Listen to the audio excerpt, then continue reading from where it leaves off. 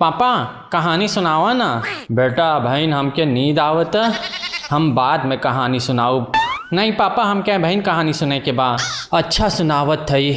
एक बड़ा का पेड़ रहा, ओ पे ढेर सारी चिड़िया बैठी रहीन। ओमे से एक चिड़िया उड़ी फुर, फिर दूसरी चिड़िया उड़ी फुर, फिर तीसरी चिड़िया उड़ी फुर। फिर आगे क्या हुआ? बेटा जब सारी चिड़िया उड़ जाई हैं तब आगे कहानी सुनाऊ।